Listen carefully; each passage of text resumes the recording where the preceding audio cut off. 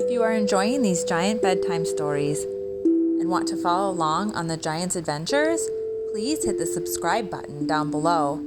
Also, don't forget to like this story. Enjoy the meditation. Tell me a giant story.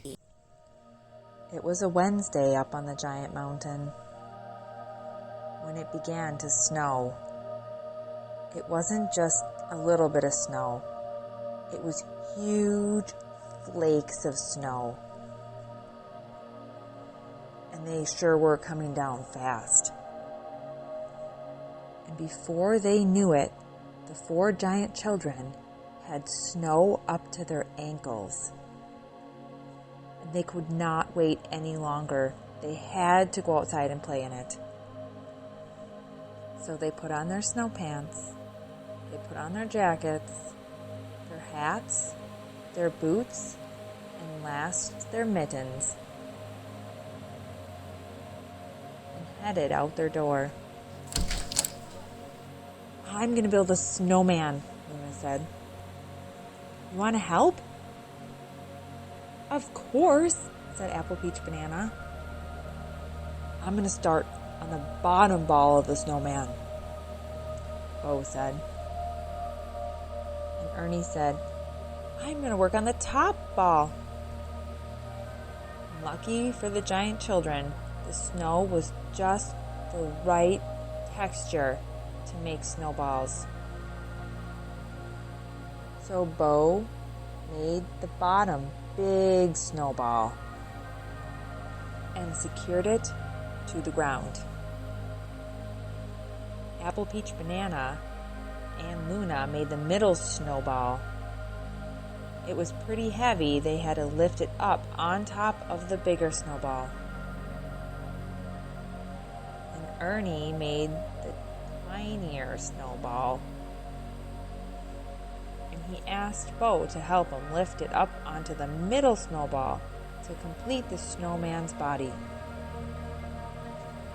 Then Luna gathered up some sticks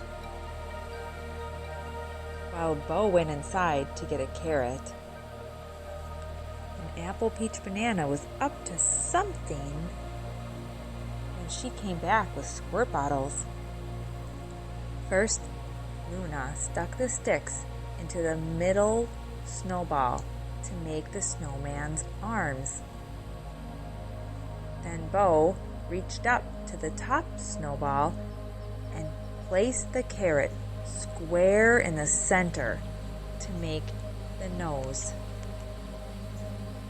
Then Apple Peach Banana handed Luna, Bo, and Ernie a squirt bottle. "I got these.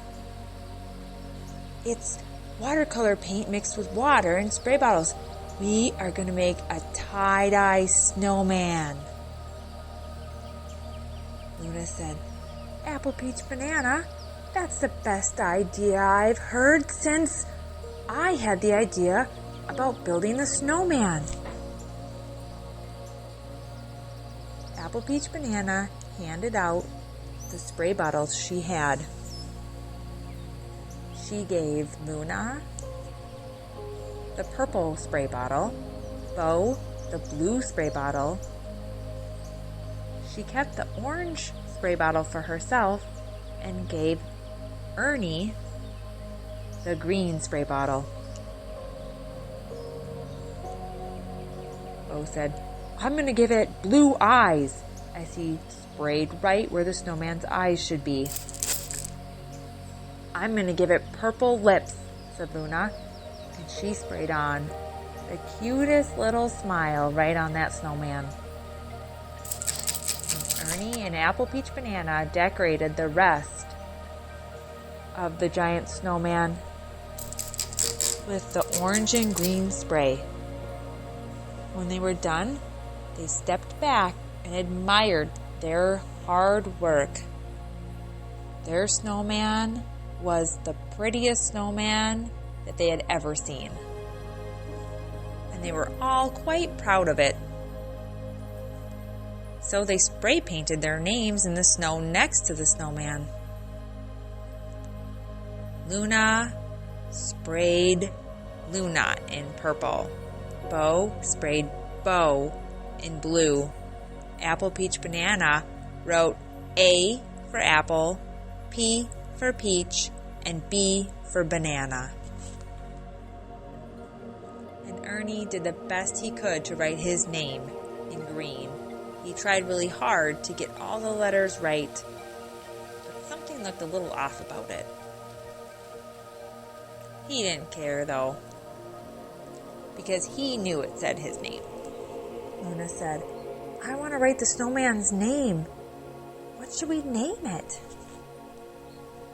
And Bo was thinking hard. He was walking up and down, snapping his fingers. "I got it," he said. "We should name him Snappy." Luna, Apple, Peach, Banana, and Ernie quickly agreed that was the perfect name for their snowman. "Snappy it is," said Luna as she wrote his name down on the snow. By this point, they were starting to get a little bit on the cold side. "My toes are cold," said Apple, Peach, Banana. "Mine too," said Bo. "Yeah, my fingers are starting to get frozen," said Luna. "Let's head inside." So the four giant children headed into their mountainside house for the evening. Even though it was still snowing, and even though they were having so much fun, they had to warm up. Once inside, they put all their snow stuff away, and they got their hats and their mittens in the dryer so the next day they could wear them and they would be dry. It kept snowing throughout the entire night, and when the giants woke up, the snow was up to their knees. They couldn't wait to get outside. Luckily, their mittens were dry, so they got their snow pants back on, their jackets back on, their hats back on, their boots back on, and their mittens, and headed out the door. It was kind of hard to walk in all the fresh snow, but Bo wanted to snowboard. And Luna, Apple, Peach, Banana, and Ernie wanted to build another snowman. So Luna got busy working on the bottom snowball. Apple, Peach, Banana got busy working on the middle snowball. And Ernie got busy working on the snowman's head. Before they were able to stack the snowballs on top of each other, Bo lost control of his snowboard and snowboarded right into the bottom biggest snowball. Since that snowball wasn't secured in place in the ground, it started to roll, and it kept picking up speed and snow. It was getting so big and out of control. No matter what, there was no way any of the giant kids were going to be able to stop this out-of-control, giant, rolling snowball. The four giant children just watched in horror as the snowball went rushing down the mountain.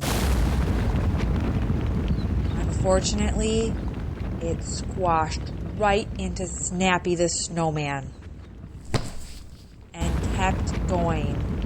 The children watched as their colorful snowman disappeared inside of the snowball. The snowball kept going, though. Wherever the snowball was rolling, you could see animals scurrying away.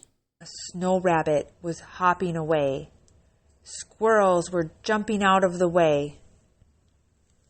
Even birds were flying out of trees. As it bounded down the mountain. At this point, the snowball was as big as a school bus and headed right towards a cliff. Just as the snowball was flying off the edge of the cliff, a pack of Canadian geese were flying south for the winter. It was a really big pack. They made a giant V in the sky. The snowball landed right on top of those geese. Luckily, these Canadian geese were very strong flyers from all the healthy grass they had eaten in the summer. You would not believe it. They were able to fly with the giant snowball. They ended up flying all the way to Florida with the snowball on their backs. But when they got to Florida, it was pretty warm. The snowball began to melt on their backs, causing rain to fall. And in the middle of the snowball, Snappy was still there. Because Snappy was made out of sticky snow and then sprayed with watercolor paint, it was stronger than the powdery snow that had fallen after they had made Snappy. And then Snappy fell right to the ground, which happened to be on a beach. Now, I'm not an expert or anything, but I'd be willing to bet that Snappy was the first snowman on the beach in Florida. And if Snappy wasn't the first snowman, I'm pretty sure Snappy was the first colorful snowman. The news of a colorful snowman on the beach traveled quickly, and people came from all over Florida to get a picture with Snappy. A snow cone salesman even set up shop right next to Snappy, selling identical versions of Snappy as snow cones. But just as quickly as Snappy came to that beach, Snappy was gone.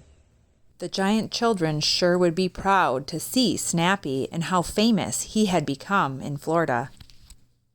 If you ever go to Florida, don't forget to look for colorful sand from where Snappy was. The end. Good night, Giants.